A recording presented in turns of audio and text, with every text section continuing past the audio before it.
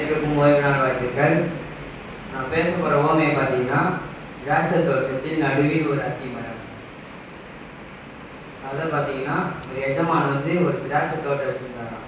அந்த திராட்சை தோட்டத்தில் ஒரு அத்தி மரம் இருந்தான். அவரும் போய் பார்க்குறாராம், பழமே காய்க்க மாட்டான். அதனால அவன் வேலை செய்கிற தோட்டக்காரர் கூப்பிட்டு, நானும் 3 வருஷமாக பார்க்குறேன், இந்த இடத்துல பழமே காய்க்க மாட்டேன், இந்த மரம் இருந்ததுன்னா சுற்றி எல்லா செடி கொடியும் நாசமாக்கிடும், அதனால இந்த மரத்தை வெட்டி போடலான்னு சொல்கிறாராம். அதுக்கு அவர் சொல்கிறாராம், ஐயா, இந்த ஒரு மூணு வருஷம் பார்ப்போம், இந்த மரத்தை சுற்றி நான் எருவு போட்டுக்கிறேன், இந்த மரம் பழம் பிடிச்சின்னா வச்சுக்கலாம், நான் வெட்டி போட்டுடலாம் ஐயான்னு சொல்கிறாராம். அதுக்கு 3 வருஷம் கழிச்சு பார்க்குறாராம், பழமே காய்க்கலாம். அதை வெட்டி அக்னியில் போட்டுடுறாங்களாம்.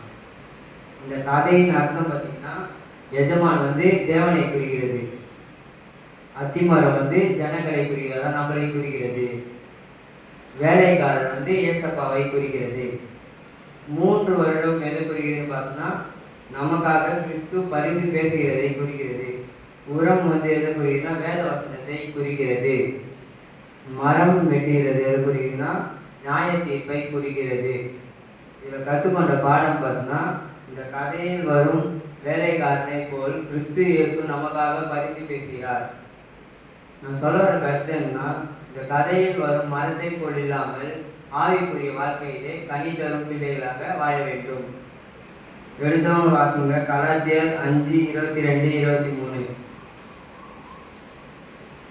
கலாத்தியர் 5:22-23.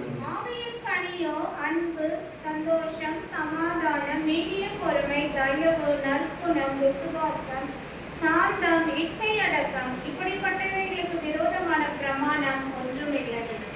இப்படிப்பட்ட ஆவியின் கனிகள் நம்மிடத்தில் இருக்க வேண்டும். எழுதவும் வாசிங்க, மத்தேயு 3:10.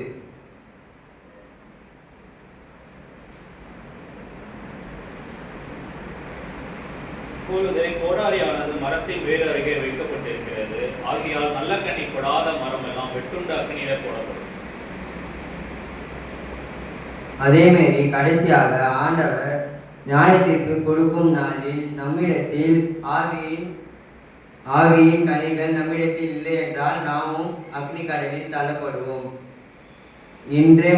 இன்றே ரட்சிப்பு நாள், இன்றே மனம் திருந்துங்கள். ஆமீன்.